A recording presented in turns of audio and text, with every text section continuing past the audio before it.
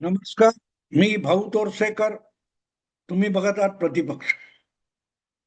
मित्रांनो, मी महापालिका निवडणुका संपल्यावरच एक व्हिडिओ केला होता आणि त्याच्यामध्ये महाराष्ट्राच्या राजकारणाचं एक भवितव्य सांगितलं होतं, भविष्य कथन केलं होतं की आता पुढली 3 वर्ष म्हणजे जवळजवळ 3.5 वर्ष 2029च्या लोकसभा निवडणुका येईपर्यंत महाराष्ट्रात कुठल्याही निवडणुका नाहीत. लोकसभा, विधानसभा आणि स्थानिक संस्थांच्या निवडणुका या महापालिका जिल्हा परिषदेबरोबर संपल्या. काही ठिकाणी अजून 20 जिल्हा परिषदा वगैरे निवडणुका आरक्षणामुळे अडकलेल्या आहेत, त्याही होऊन जातील. पण या निवडणुका संपल्यामुळे विरोधी पक्षात बसलेल्या विविध पक्षांना, विरोधी राजकारणात असलेल्या विविध पक्षांना, प्रामुख्याने महाविकास आघाडीच्या पक्षांना पुढली 3 वर्ष काढायची कशी आणि करायचं काय ही समस्या भेडसावणार आहे. हे भाष्य मी दीड महिन्यापूर्वीच केलेलं होतं आणि हळूहळू करत त्याची प्रचिती यायला लागलेली आहे. एक तर विधानसभा निवडणुकीत यांचा पुरता बोजावारा उडाला. सगळ्यांना मिळून 3 पक्षांना मिळून 50 जागा सुद्धा मिळवता आल्या नाही. विधानसभेमध्ये विरोधी नेतेपदावर दावा करावा एवढीही संख्या कुठल्याही 3 पैकी एकाही पक्षाला आमदार म्हणून निवडून आणता आले नाही. 29 आमदार ना उभाठा शिवसेनेला निवडून आणता आले, ना काँग्रेसला निवडून आणता आले, ना शरद पवार गटाला निवडून आणता आले. तिघांची बेरीज सुद्धा अशी आली 46. त्या बेरजेच्या आधारावर राज्यसभेमध्ये एक खासदार द्वैवार्षिक निवडणुकीत निवडून आणता येईल याची सुद्धा मारामारी. आपल्यातले आमदार फुटले तर उमेदवार पडेल या भीतीपोटी महाविकास आघाडीचे 3 पक्ष मिळून आपला एक उमेदवार ठरवू शकले नाही. त्यांना भयभीत करून राज्याचे मुख्यमंत्री आणि महायुतीचे म्होरके देवेंद्र फडणवीस यांनी जो उमेदवार लादला, गळ्यात मारला, तो घेण्या इतकी अगतिकता उभाठा शिवसेना आणि काँग्रेस पक्षावर आली. पण एवढ्या अपयशानंतर मुंबई महापालिकेत महापौर सुद्धा उभाठा शिवसेनेला, उद्धव ठाकरेंना निवडून आणता आला नाही. आणि आदित्य ठाकरे जे उभाठा शिवसेनेचे भविष्यातले पक्षप्रमुख आहेत, त्यांना आपल्यासाठी एक राज्यसभेचा लाडका उमेदवार निवडून आणताना नाकी दम आला, मान खाली घालावी लागली आणि त्यामुळे एक बेदिली उभाठा शिवसेनेत आलेली आहे. पण गमतीची गोष्ट अशी आहे की विधानसभा निवडणुका संपून 1.5 वर्ष होत आलं तरी आपलं राजकारण कुठे चुकलं, पक्ष का फुटला आणि विधानसभेमध्ये हक्काचे 56 आमदार होते, तिथून घसरण होऊन आपण 20 आमदारांपर्यंत का आलो, त्यातले निम्मे फक्त मुंबईचे, उर्वरित महाराष्ट्रातून फक्त 10 आमदार, इतकी आपली दुरावस्था का झाली याचा विचार करणं आवश्यक आहे. असा विचार सुद्धा, आत्मपरीक्षणाचा विचार सुद्धा उभाठा शिवसेनेच्या नेत्यांच्या मनाला शिवला नव्हता. हळूहळू आपण कुठे चुकलो याचं आत्मपरीक्षण सुरू झालं आहे की काय अशी आता शंका येते. अचानक तुम्ही बघाल तर गेल्या काही दिवसामध्ये, आठवड्यामध्ये म्हणणार नाही पण काही दिवसामध्ये उभाठा शिवसेनेमध्ये एक चलबिचल वाढलेली आहे. माध्यमांच्या आहारी जाऊन आणि खोट्या प्रसिद्धीच्या आहारी जाऊन उद्धव ठाकरे आणि आदित्य ठाकरे यांनी बाळासाहेबांची शिवसेना ज्या दिशेने भरकटत नेली त्याचे तोटे आणि चटके आता हळूहळू जाणवायला लागले. आणि त्यामुळे आजवरच्या राजकारणाचा फेरविचार सुरू झालाय की काय अशी मनात शंका येते. कारण त्याची प्रचिती कृतीमधून दिसायला लागलेली आहे. तुम्हाला आठवत असेल तर लोकसभा निवडणुका झालेल्या होत्या आणि उबाटा शिवसेनेचे 9 खासदार निवडून आलेले होते. विधानसभा निवडणुका व्हायच्या होत्या.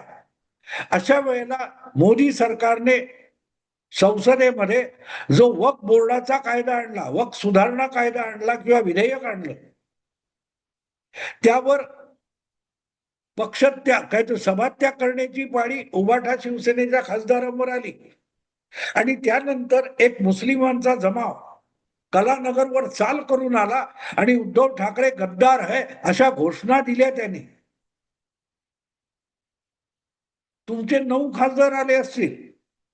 पक्षात फाटाफूट झाल्यानंतर आणि शिंदे तुम्हाला सोडून गेल्यानंतर सुद्धा उबाठा शिवसेनेचे 9 खासदार आले. मुंबईतून 3 खासदार आले. ते आमच्या मतावर आले, हिंदुत्वाच्या मतावर आलेले नाहीत. याची आठवण करून देण्यासाठी हा मुस्लिमांचा जमाव कलानगरवर चाल करून आला होता. आणि वक्फ विधेयकाच्या विरोधामध्ये लोकसभेत तुमचे खासदार थांबले नाहीत, विरोध करायला थांबले नाही. म्हणून उद्धव ठाकरे विरोधी घोषणा देत हा जमाव कलानगरच्या आसपास जमलेला होता. आणि त्यामुळे उद्धव ठाकरे यांना इतका दरदरून घाम फुटला. कारण विधानसभा निवडणुका व्हायच्या होत्या आणि त्या विधानसभा निवडणुकीमध्ये आपल्याला लोकसभेत मिळालेली मुस्लिमांची मतं मिळाली पाहिजेत. म्हणून उद्धव ठाकरे अस्वस्थ झालेले होते. आणि त्यानंतर लोकसभेत सभात्याग करणारा त्यांचा पक्ष हा उठसूट विधानसभांच्या निवडणुका होईपर्यंत तरी तावाने वक्फ विधेयकाच्या विरुद्ध बोलत होता. कुठल्याही वक्फच्या जमिनीला हात लावू देणार नाही अशा धमक्या उद्धव ठाकरे मोदी सरकारला आणि भाजपला देत होते. आठवतं तुम्हाला? मुस्लिमांचं नियमाच्या बाहेर काय सोडा, हद्द पलीकडे जाऊन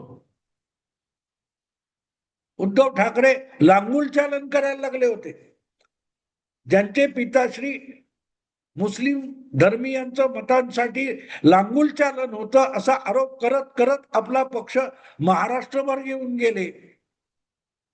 त्यांचे सुपुत्र उद्धव ठाकरे हे मुस्लिमांचं उघड लांगुल चालन करू लागले होते.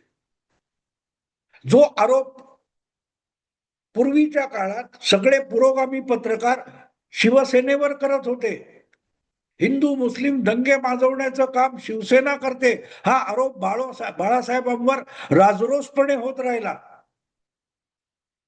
त्या बाळासाहेबांचे पुत्र उद्धव ठाकरे भाजपवर हिंदू मुस्लिम दंगली पेटवण्याचा आरोप करायला लागले. इतकं मुस्लिम मतांसाठी उद्धव ठाकरे मुस्लिम मतदारांचं लांगुल चालन करायला लागले. आणि त्यामुळे कदाचित मुंबईत 20 पैकी 10 आमदार उद्धव ठाकरे निवडून आणू शकले. आणि त्यात लपून राहिलं नाही, मुस्लिम मतांच्या बळावरच उद्धव ठाकरे यांचे मुंबईतल्या 10 पैकी कमीत कमी 5 आमदार निवडून आले. अगदी महापालिका निवडणुकीत सुद्धा मुस्लिम परिसरामध्ये उद्धव ठाकरेंना नगरसेवक निवडून आणण्यासाठी मुस्लिम मतांची बेगमी झाली. पण आता त्या सगळ्या निवडणुका संपल्यात. पुढच्या 3-3.5 वर्षात लोकसभेपासून महापालिकेपर्यंत नगरपालिकेपर्यंत कुठल्याही निवडणुका नाहीत. आणि दरम्यान आपल्या पक्षाचे एक करून स्थानिक पातळीवरचे कार्यकर्ते, प्रामुख्याने मुस्लिम बहुल विभागातले कार्यकर्ते, हिंदुत्वासाठी उबाठा शिवसेना सोडून शिंदेकडे झुकायला लागलेत, भाजपकडे झुकायला लागलेत. याचा साक्षात्कार उद्धव ठाकरेंना घडला असावा आणि त्याचा परिणाम आत्मपरीक्षणापर्यंत झाला असेल अशीही शक्यता आहे. की आपण गेल्या 5-6 वर्षामध्ये सत्तेच्या आहारी जाऊन, मुख्यमंत्री पदाच्या आहारी जाऊन पक्ष बुडवला, पक्षाची भूमिका बुडवली, मतदाराला आपल्यापासून दुरावला, हक्काचा मतदार दुरावला. तर तो परत मिळवायचा असेल तर मुस्लिम तुष्टीकरण थांबवलं पाहिजे, किंबहुना हिंदुत्वाचं तुष्टीकरण करायला वळलं पाहिजे. असा कुठला तरी साक्षात्कार उद्धव ठाकरे आणि त्यांच्या पक्षाच्या नेत्यांना होत असावा, अशी चिन्ह दिसायला लागली. आणि म्हणून गेले 5-6 वर्ष शेंडी जानव्याचं हिंदुत्व नको म्हणणाऱ्या उद्धव ठाकरेंचा उदो उदो करणारी पत्रकार मंडळी अचानकपणे उद्धव ठाकरेंच्या नव्या हालचालींकडे भिंग घेऊन बघायला लागलेली आहे आणि विचारायला लागलीत की आता उद्धव ठाकरेंना मुस्लिमांची गरज राहिली नाही का? राजकारण करण्यासाठी, निवडणुका जिंकण्यासाठी उद्धव ठाकरेंना आता मुस्लिम मतांची गरज राहिली नाही का, असा प्रश्न काही सेक्युलर पत्रकार उघडपणे विचारायला लागलेले आहेत. कालपर्यंत उद्धव ठाकरे यांच्या सेक्युलरिझम आणि धर्मनिरपेक्षतेची पालखी वाहणारे हे पत्रकार असे अचानक प्रश्न का विचारू लागले? तर त्याचं कारण असं आहे की आता जे महाराष्ट्र विधानसभेचं अर्थसंकल्पीय अधिवेशन चालू आहे, त्यामध्ये लव जिहाद वगैरे, धर्मांतर अशा गोष्टींना प्रतिबंध करणारं एक विधेयक महायुती सरकारने आणलं, फडणवीस सरकारने आणलं, की कुठलंही आमिष दाखवून कोणाचं धर्मांतर होत असेल तर त्याला कायदेशीर गुन्हा ठरवून प्रतिबंधित करणं, यासाठी हे विधेयक आणलं गेलेलं आहे. आणि त्या विधेयकावर मुस्लिमांचे हृदय सम्राट झालेले उद्धव ठाकरे आणि त्यांचा पक्ष तुटून पडेल, ही सगळ्या पुरोगामी पत्रकारांची अपेक्षा होती. पण झालं उलटच. उबाठा शिवसेनेचे फायर ब्रँड आमदार आणि विरोधी नेते पदावर डोळा ठेवून विधानसभेत वर्तन करणारे भास्कर जाधव यांनी तर त्या धर्मांतर धर्मस्वातंत्र्य विधेयकाचं प्रशंसा करीत करीत कौतुक केलं. या धर्मस्वातंत्र्य विधेयकाचं नुसतं कौतुक झालं नाही, तर ते संमत झालं आणि उबाठा शिवसेनेच्या पाठिंब्याने संमत झालं, अशी जी बातमी आहे त्यांनी या सगळ्या पुरोगामी पत्रकारांना विचलित केलेलं आहे. या सगळ्यांनी केलेल्या कौतुकाच्या आहारी उद्धव ठाकरे वाहवत गेले. पण आपली ओळख काय? ज्या वेळेला तुम्ही तुमची ओळख विसरता तेव्हा मग तुम्ही दिशाहीन होऊन जाता. आज आपण मध्य पूर्वेत, पश्चिम आशियामध्ये शिया सुनी, इस्रायल, अमेरिका, इराण या लढाईचं सगळं प्रकरण बघतोय. त्यामध्ये इराण शिया देश आहे, बाकी दुबई, अरब वगैरे हे सुन्नी देश आहेत, पण दोघेही मुस्लिम आहेत. दोघेही एकमेकावर तुटून पडलेले आहेत. इस्रायलने इराणवर हल्ला करावा, इराणने अमेरिकेवर हल्ला करायचा म्हणून इराणचे मित्र असलेले Dubai, Saudi Arabia, Bahrain, Oman यांच्यावर हल्ले चालवलेले आहेत. हे खरोखरच मुस्लिम आहेत का? आणि मुस्लिम असतील तर ते एकमेकावर का तुटून पडले? जगातला मुस्लिम एक असतो आणि तो उम्मा नावाच्या एका संघटनात्मक राष्ट्राच्या कल्पनेचा नागरिक असतो असं मानलं जातं. पण शिया आणि सुन्नी मुस्लिम जर एकामेकाच्या जीवावर उठलेले असतील तर का उठले याचाही शोध घ्यायला लागतो. आणि तो शोध गेलात तर तुमच्या लक्षात एक गोष्ट येते की अरब हे अरब आहेत, धर्म म्हणून ते इस्लाम मध्ये आहेत, पण मुस्लिम म्हणून ते अरब नाही आहेत. तसे इराणी हे मूळचे इराणी आहेत, त्यांनी इस्लाम ही पूजा पद्धती स्वीकारलेली आहे, पण मूळचे ते इराणी आहेत. त्यांचा धर्म वेगळा होता, अरबांचा धर्म वेगळा होता, इजिप्तचा धर्म वेगळा होता. अफगाणिस्तानचा धर्म वेगळा होता. हे इस्लामकडे कन्व्हर्ट झाले, धर्मांतरित झाले. पण आज ते एकमेकाविरुद्ध लढतायत. ते मुस्लिम असूनही दुसऱ्या मुस्लिमावर हल्ला चढवतायत. पण तो हल्ला करताना तो दुबईचा अरब म्हणून त्याच्यावर हल्ला इराणी मुस्लिम करतो. कारण अरब ही त्याची खरी ओळख आहे, इराणी ही त्याची खरी ओळख आहे. ज्या वेळेला ती ओळख विसरून किंवा पुसून टाकून जगातले मुस्लिम एक आहेत असं बोललं जातं, तेव्हा तुम्ही तुमची फसवणूक करत असता. इस्लामचं लागूल चालन करता करता या देशातले करोडो करोडो लाखो लोकांचा जो समाज होता तो आपली मूळची ओळख विसरून बसला आणि भरकटत गेला. आज जे पश्चिम आशियातलं युद्ध आपण बघतोय ते त्यापेक्षा वेगळं नाही. आणि त्यामुळे उद्धव ठाकरे, उबाठा शिवसेना यांची समस्या समजून घ्या. तो पक्ष महाराष्ट्रभर पसरला आणि उभा राहिला. तो फक्त मराठी म्हणून नाही, तर हिंदुत्वाचा झेंडा खांद्यावर घेतला म्हणून उबाठा किंवा शिवसेना हा पक्ष राज्यभर पसरला. काँग्रेसच्या सेक्युलरिझमच्या विरोधात उभा राहिलेला पक्ष होता. काँग्रेसच्या किंवा इतर सेक्युलर पक्षांच्या मुस्लिम धार्जिणेपणाला विरोध करत करत शिवसेना उभी राहिली. तेव्हा शिवसेनेची ओळख ही हिंदुत्वाची ओळख होती. शेंडी जानव्याचं की आणखीन कशाचं हिंदुत्वाचा विषय वेगळा असतो. त्याच्यात शेंडी जानवं येत नाही. शेंडी जानवं ह्या रूढी परंपरांचा भाग आहे. त्याच्याशी हिंदुत्वाचा काडीचाही संबंध नाही.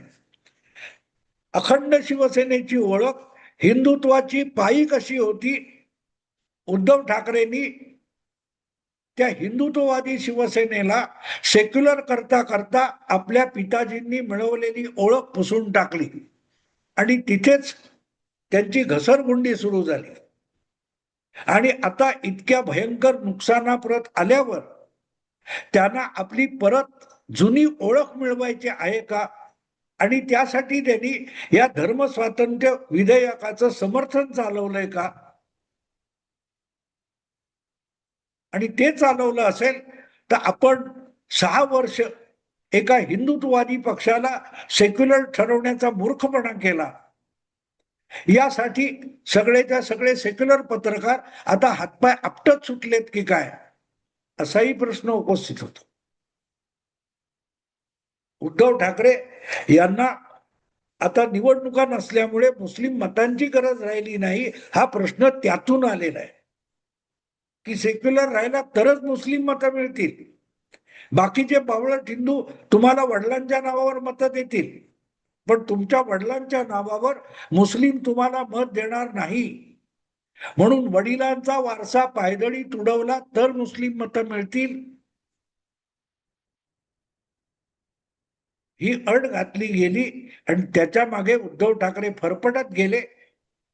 पण हळूहळू आपल्या नुकसानाची किंमत त्यांना कळायला लागली. आणि म्हणून हा प्रश्न आता विचारला जातोय की उद्धव ठाकरेंना मुस्लिमांची गरज राहिली नाही का. थोडक्यात उद्धव ठाकरेंनी सेक्युलरिझमचा लावलेला मुखवटा ते उतरून ठेवायला निघालेत का, असा प्रश्न विचारला जाणार आहे. बघू काय होतं. मी आता थांबतो. आवडलं लाईक करा, शेअर करा आणि प्रतिपक्षाला सबस्क्राईब करा. नमस्कार.